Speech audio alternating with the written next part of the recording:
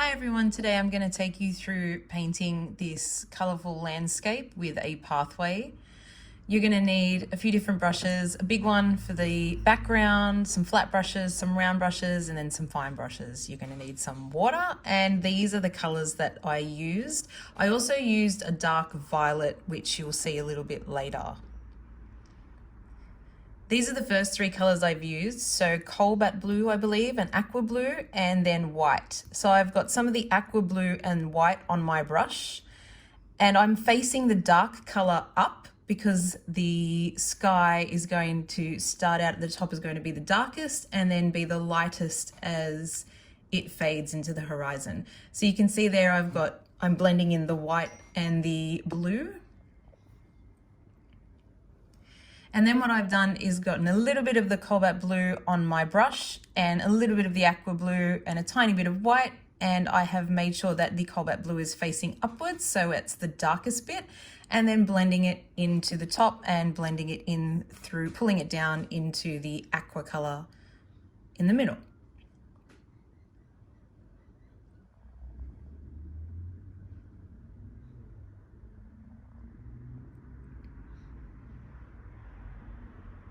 If you want to make this a little bit more dramatic, you could make the top of the sky, you could put a little bit more cobalt blue and make it a little bit darker.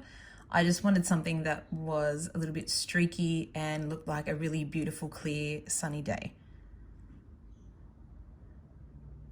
Next, I'm drawing in some of the background. I've used a light turquoise color, and I'm painting in some mountains. I've just used my brush to color in the basic shape that I want, and then using my brush to dab to give it a little bit of texture. And then the further away something is, the lighter it should be. So I've added in a little bit of white, and I'm creating a mountain behind that. And again, just dabbing it down to give it that little bit of texture. I'm doing a little bit of shadow at the bottom with a tiny bit of cobalt blue mixed into the green turquoise color. And then I'm going to do a few dabs of light green and some white at the top. You can see it there, just to give it a little bit of depth and perspective. This brush here is what I call my cloud brush. It's actually really good for doing clouds. If you've never done clouds before, they're actually a little bit easier than you might think. When you start, load up your brush and press down a little bit harder, put a little bit more pressure, because the tops of clouds are quite white and then they sort of fade off at the bottom. So you can see what I'm doing there. If you look at the top of that first cloud I've done, it's quite white at the top and then it sort of fades out. So load up your brush, do the tops of the clouds first, dab around, and then as the paint comes off and then as you go down to the bottom part of the cloud, make it fade off. And the other tip I can give you is to try and make sure that all your clouds just look that little bit different. Because when we look up in the sky and we see clouds, they're never all the same. They're not the same size or the same shape. So you can see how I'm tapering it off at the end and fading it out. So the top needs to be brighter and then the bottom needs to be a little bit lighter and more transparent. If you want your clouds to look like they're in the distance, if you do them a little bit lighter and a little bit smaller, that will make them look like they're further away.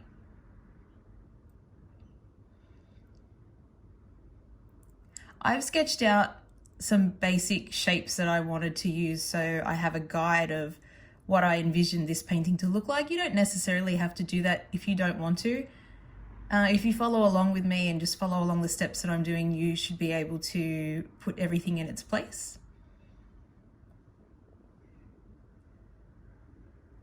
Now I've got some burnt umber, a green and black, and I'm going to start putting in some of the trees. This tree is a little bit more in the background. So I'm using that same brush that I did the mountains with, and I'm just dabbing to give us some depth of those leaves on the side. This tree is in the background. In some of my other tutorials, I do say try and work backwards from the background to the middle ground to the foreground. So that's sort of what I'm doing here. I started with my background and now I'm pushing these images a little forward a little bit, but they're still going to be in the background. You can see I have those trees in the foreground. And now I'm just shaping out the grassy hills that are going to be a little bit more at the forefront. And I'm just finishing off some trees and some foliage in the background. See how I've made it white, and there's not as much detail because when things are off in the distance, we just don't see as much detail and they're a little bit lighter.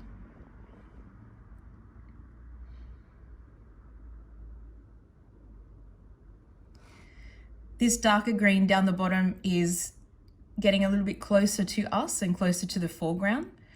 So I wanted to create some contrast between the light background of the hills and the trees in the background with something that's a little bit darker, so some darker bushes. I will be doing highlights on these as well, just to create some contrast, which is really what gives it perspective, and sort of those little details of what really bring it to life.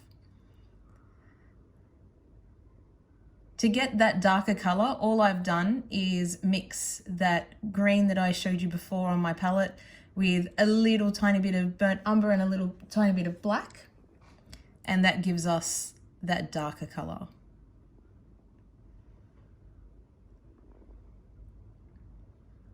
The green I had was a bit of a moss green, and I've just done some highlights there.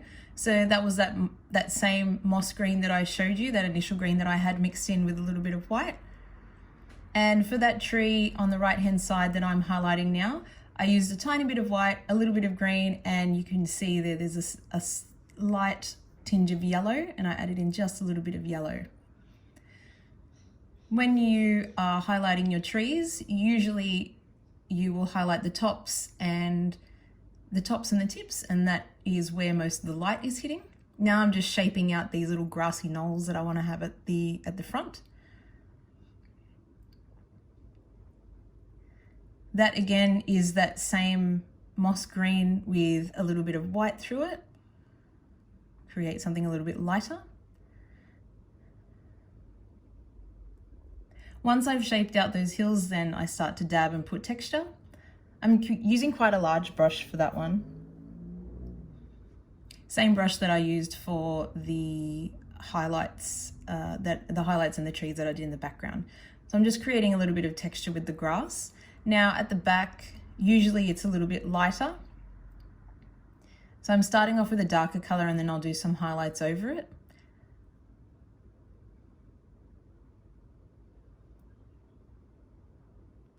And that one I'm just using that straight moss green that I showed you.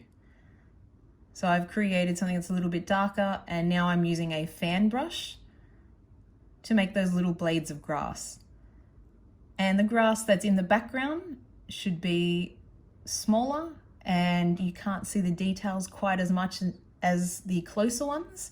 So that's why I'm going quite delicately and just using little strokes and little dabs to create little blades of grass, but they are a bit further away. So they do need to be a little bit smaller, and they don't need to be quite as detailed. At the front, you can see I'm using my fan brush again, but this time I'm flicking upwards to create longer blades of grass, more detailed blades of grass that can be seen a little bit more easily because they are closest to us, so they're bigger than the ones in the background. I've also used a yellow. I'm using just straight yellow, a little bit of white, and also that moss green. So you can see there I'm starting to paint individual blades of grass. And they are a little bit bigger, and they are a little bit more detailed than the ones that we have at the back.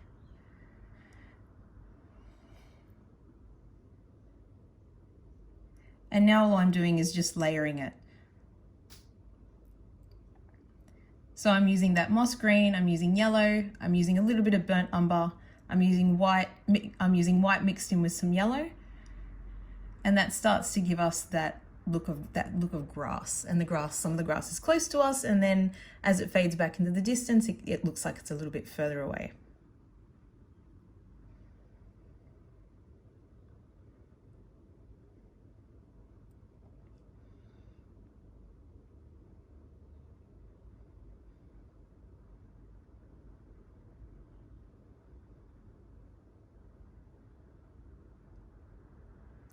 Now I'm starting on the second little grassy knoll on the hill there.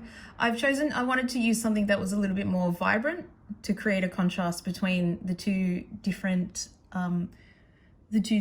closer hills that we have there. This one is a little bit closer to us, so I thought it would be a little bit more vibrant. We can see the grass and see the green a little bit more. This brush I'm using is, it's a very shabby brush, and it's shabby and it sort of comes to a point. So it's quite good for doing grass and foliage and flowers and bushes and shrubs. And again, you can see that I've created blades of grass. You can see the blades of grass at the front because they're closer to us and they're a little bit taller and they're a bit longer. And then as we get further away, we get lighter and we get smaller.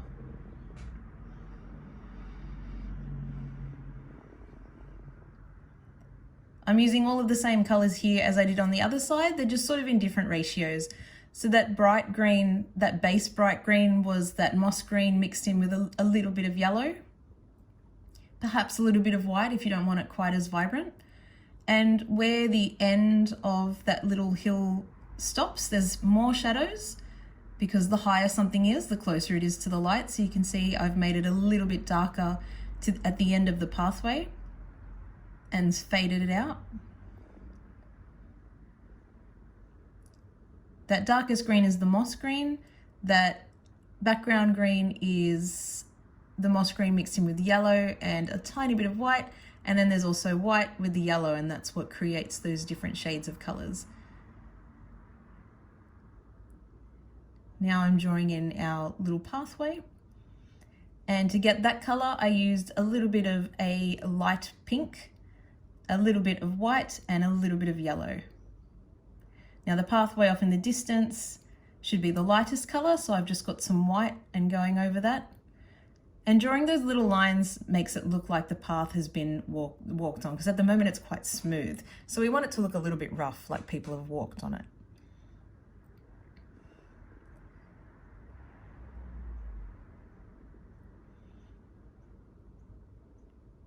Now I've got a little bit of burnt umber and just creating some of those textures so they look like little footprints or like people have been walking on this pathway. It's a well-worn path.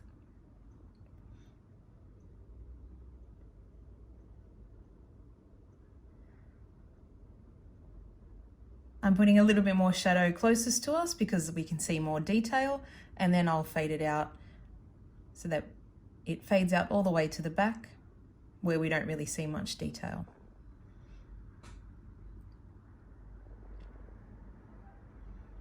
I'm using a flat brush for this so that I can get some different lines and some different textures to the grass.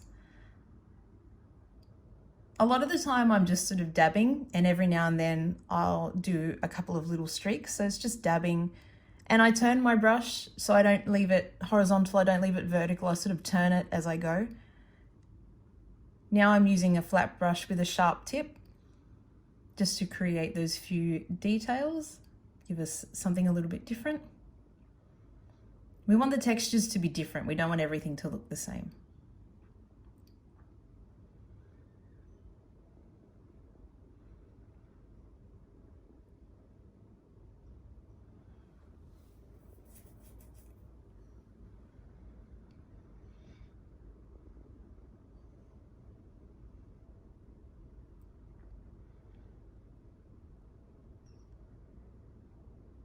So now we've worked from the sky in the background, the mountains in the background, the trees in the background. We've done our hills, we've done our grass, our pathway, and right at the back, I was going to paint in another bush, but I thought it might look nice if we actually had painted some water in the background. Maybe that pathway leads to a beach or leads to a lake or a river.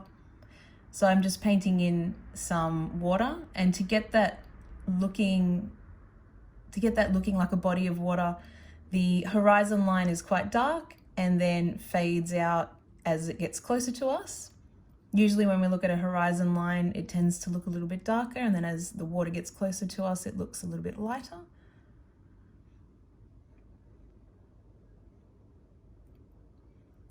And to get those lines, all I've done is use cobalt blue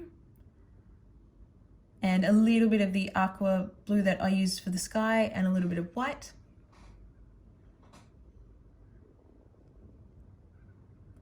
and a little bit of that moss green just to complement the color of the mountain. Okay, now we're starting to do close-up detail, and I'm going to paint in a couple of trees. This is about where I had sketched in the trees at the beginning. So first, all you need to do is create a basic shape, which is what I'm doing now. I'm going to have 3 different trees. You can see this one that I'm painting now is a little bit smaller, so it looks like it's more in the background, whereas the tree on the left is closer to us, so it's a little bit bigger and it's a little bit further down the mountain. All I've done here is use burnt umber and cut it with some water. So I've dipped my brush into the water, dried it off a little bit. You don't want too much water when you're using acrylics. Some water can be very helpful, but once you have too much water, then it wipes off the paint and it makes these sort of blots where you can see the canvas through the water and through the paint, and it's very hard to paint over. So water can sometimes be your friend with acrylics, but just be careful not to overuse it. So again, I'm still just painting in these basic shapes. I'm just using vertical movements.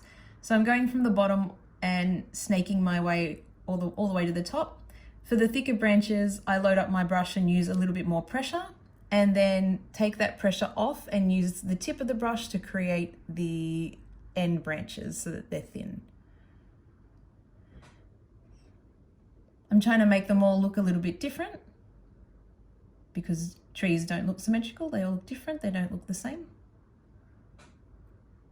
And I tried to have a couple of different thicknesses. So we've got this thinner tree at the front, we've got a sort of short, squatty, stumpy tree in the background, and then we have a taller one with a thicker trunk at the front. Once I have these basic shapes in and they're all painted with the burnt umber, then I'll do some highlights and I'll do some shadows. And I will be using burnt umber, that same brown, mixed in with a little bit of white for the highlights.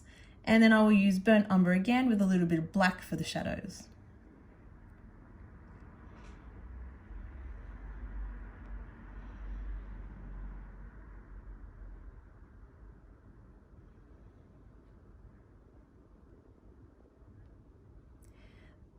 That particular branch, I tried to make it look like it was attached to the front of the tree, because if you just do branches from the top of the tree, sometimes it doesn't look quite as authentic. So if you have a couple of branches, a thick trunk like that, if you have a couple of branches that seem to be growing out of the front of the tree, give it that little bit more perspective and makes it look a little bit more realistic. So I've started to use my my little spatula to create some of that texture and those highlights. And if you have a look, I'm putting, and you don't have to be too careful with this. Sometimes the rougher it is, the better it looks. I'm putting the highlights at the top of the branches, so that, because that's where the light would hit. The light would hit at the top of the branches rather than at the bottom.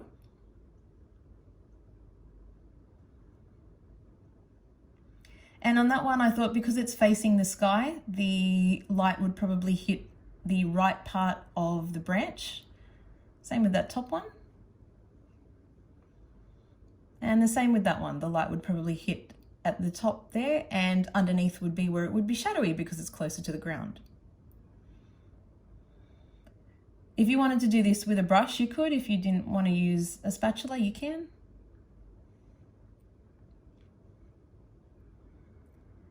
Acrylics are very forgiving, so you can see I'm wiping off there. I thought I did a little bit too much of a highlight, so you can wipe that off and you can paint over it again.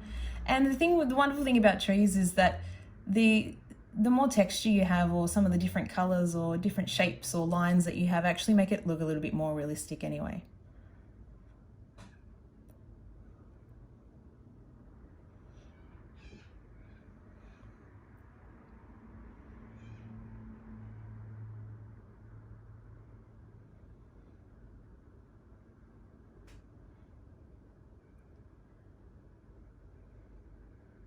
I'm just trying to blend it in that little bit more so that we have a few different shades of brown.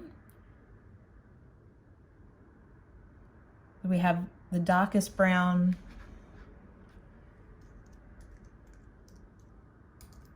darkest brown, and then we also have those highlights. And then if we blend it in a little bit, we get a little bit of a lighter brown, which also makes the trunks, starts making them look like they're 3D. Now I'm getting my black, see I'm mixing in my black with that burnt umber, and I'm going to do some shadows.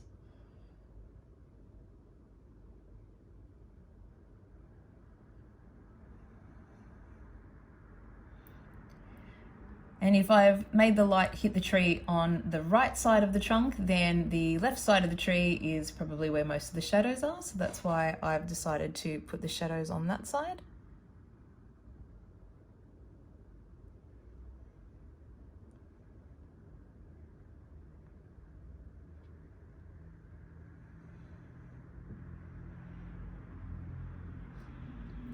And the shadow for the branches is probably going to be underneath. So I've used my spatula, but now I'm just switching to a brush.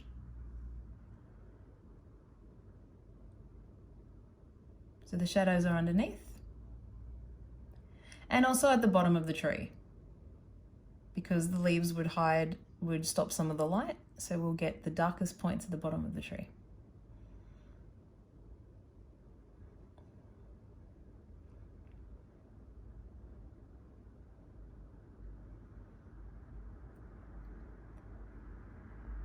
You can see sometimes I go over things a couple of times, maybe because I feel like I've got too much shadow, or I have too much light, or it's not blended enough. And really that's the wonderful thing about acrylic painting. You can sort of go over it. It does tend to dry fairly quickly, but even while it's still wet, you can blend it in together. Now you can see that tree has some nice shadows and some nice light. I'm starting with the bottom of this tree. Again, the darkest points will probably be the bottom of the tree, and where the shadows are is where the light may not hit.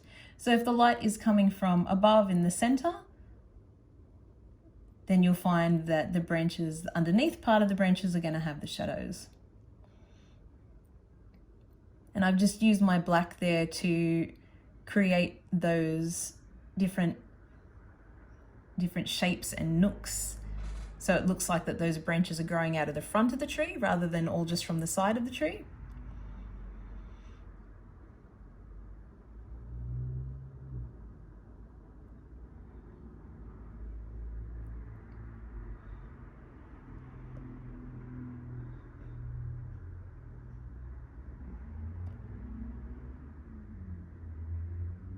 So whenever I'm doing my dark shadows and then my highlights, I always think to myself, where is the light coming from and how can we make that look consistent?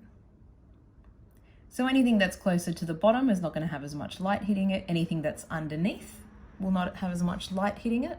And that's where you can see I'm doing a lot of my shadows.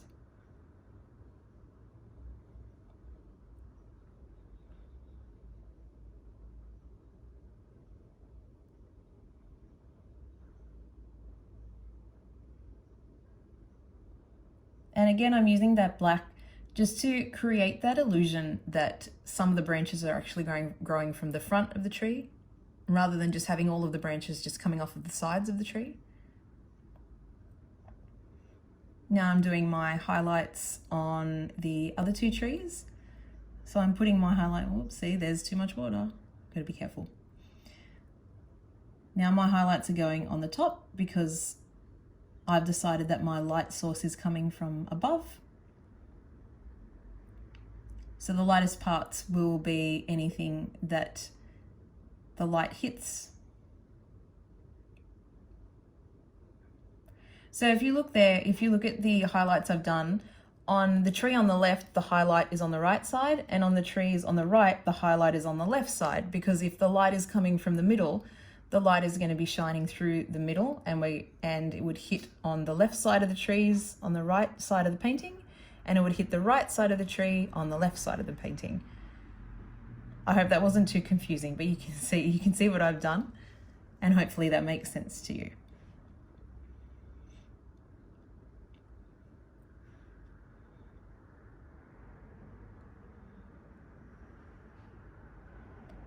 And again, using that different shades of brown to blend it in that little bit more, so it's not just light and then dark. Have a little bit of texture. Looks a little bit more like wood, like a tree trunk.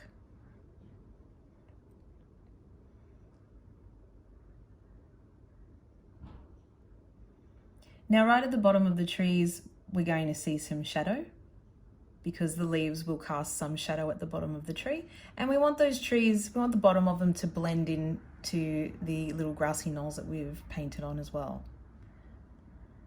Now we're ready to do some leaves.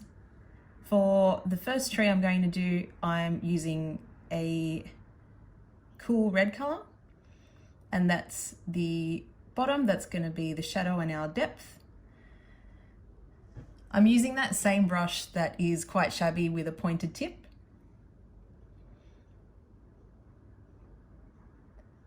And really all you need to do is load up your brush and then just start dabbing. Now you can go overboard with trees, so it is a really good idea if you take your time and make sure that you can still see through some of the sky. See how you can still see some of the sky through that? And I'm not going too close to the trunk. And I'm not going too close to the branches that are down the bottom either, because we don't want to lose all of that lovely work that we've done, and we want to see all those different details.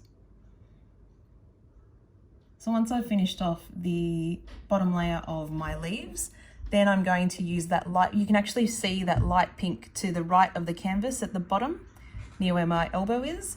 All I did was get that pink, I didn't mix anything in with it, and that's the highlights. So your highlights will be on your tips and on the tops of the tree, because that's where the light is hitting. The last thing I'll do just to create that one more layer and those little extra details is dip my brush into the white and do some really bright tips at the top of the tree. There we go, just using my white and not using too much. Just a couple of highlights here and there.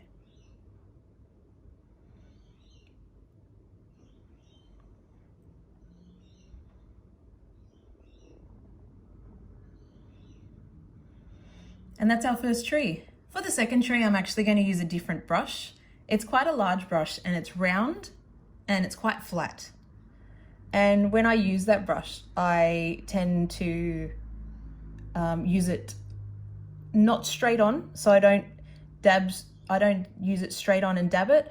I hold it at an angle so that we get a more curved look. You'll see what I mean here.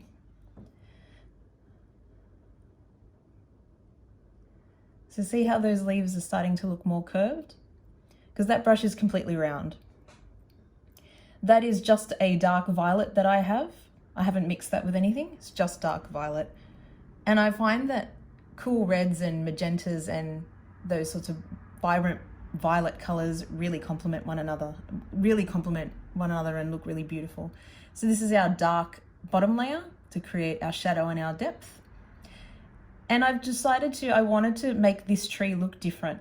So that red tree, the leaves look a bit smaller, not only because it's further away, but the leaves look a little bit smaller and they're sort of a different shape. Whereas these ones, if you can see, I've sort of created just little pockets or little sections of leaves, and I've left more, so you can see more sky through this tree than you can through the other one.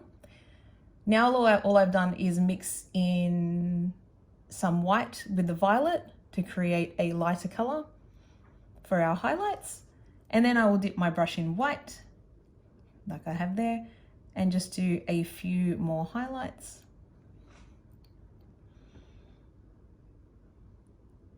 And again, I haven't gone too close to the trunk, so you can see a lot of the trunk and you can see a lot of the branches as well. And I've used a different brush to give it a completely different look.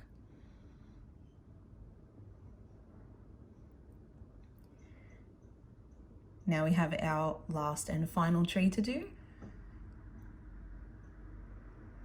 I chose an orange color, and all I did was mix that cool red that you see on that first tree. All I did was mix that red with a little bit of cool yellow, and I created that orange color right there, and that's going to be our base. And then I'm going to go over it with yellow. And again, I'm using a different brush. This is the same brush I used for the clouds earlier on. And I kind of wanted the leaves to look like little round fluffy sections. So I'm loading up my brush and actually using the whole brush to make those little round fluffy bits. So I wanted each tree to look slightly different and have a little bit of different personality and different vibrant colors.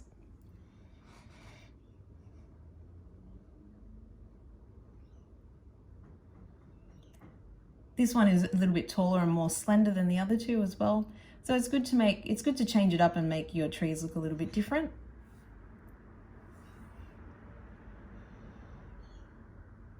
So that's my base. Then I wash my brush and all I'm doing is using yellow straight over it. Vibrant yellow, mixed in with a little bit of white, I think perhaps.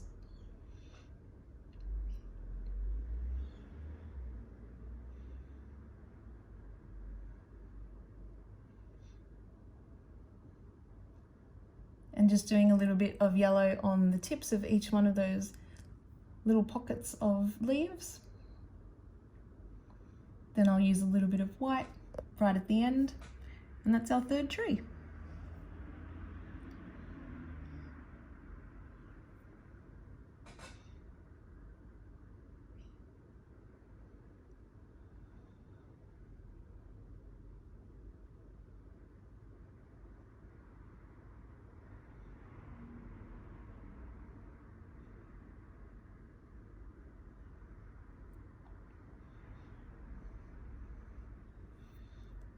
So I've just added in those little white highlights there. And now what I wanted to do was put a little bit of foliage on the edge of, or on each side of the pathway. I've started with my violet, the same violet that I used for the tree on the left in the background. Did not mix it with anything. I'm using that same brush that I used for the clouds. And to get that perspective, we have a little bit more purple. It's a little bit thicker and a little bit wider at the front. And then as we get further and further back in the pathway, it gets lighter and it gets smaller.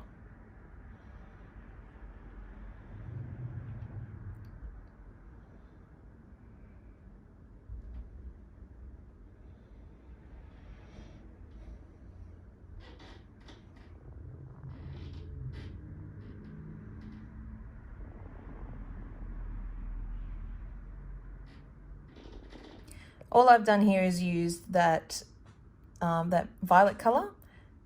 I mixed in a tiny bit of white just as I was tapering it back, so towards the back of the pathway, just before it fades out, there's a little bit of white in there.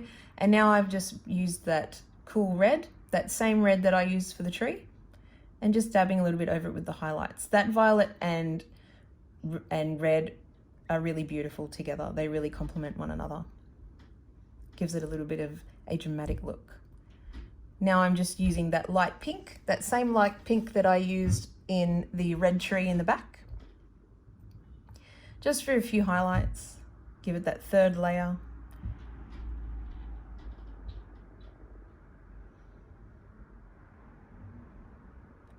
A few more highlights at the back because it does need to be a little bit lighter.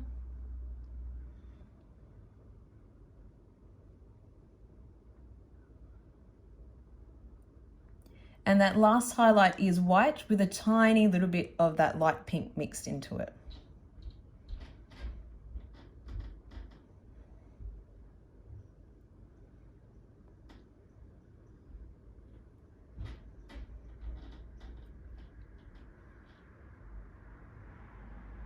Now I wanted to create a bush that's a little bit closer to the front.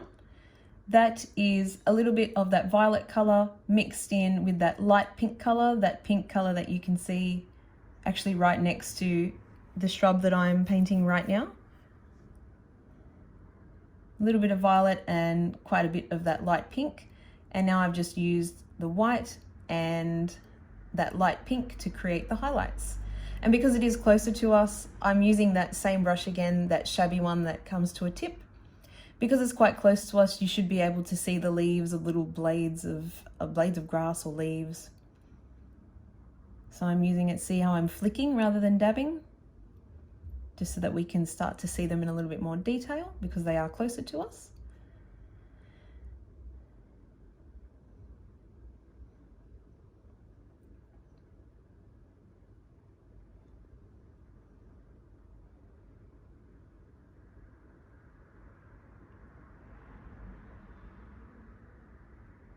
And those last few flicks are just white, nothing else, just white. The last thing I will do is I add in a couple of different flowers, and you'll see those in the finished product. Now this is just a little bit more shadow under the trees. Shadow and grass, a little bit of foliage. Again, just to blend it through, but also because if we've got our light hitting from the top and the center, we're going to have some shadows under the trees. Again, using the same brush that I used for my clouds and for that tree on the right. Those colors are burnt umber mixed in with a little bit of yellow and green.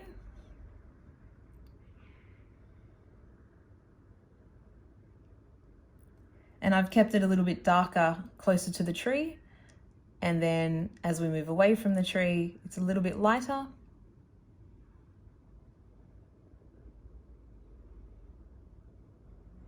I've used some, just that moss green, because that's going to be a little bit darker because that's where the tree is casting some shadow.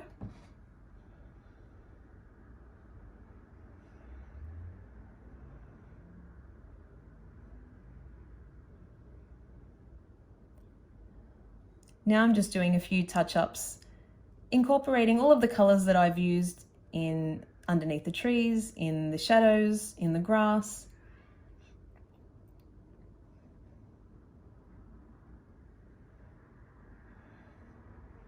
These last little details are the things that really bring it all together. So once you've finished everything off and you can see all of the colors you've used and where everything's sitting, then you can add in those final touches just to create that texture of the grass. Keeping in mind that usually if it's closer to us, it's a little bit darker, and then if it's a little bit further away from us, it's a little bit lighter. So you can see that hill, that little grassy knoll in the background, is lighter than the hill where the purple tree is because it's further away from us. So I'm just doing a few little shadows. So that's the shadow of the tree.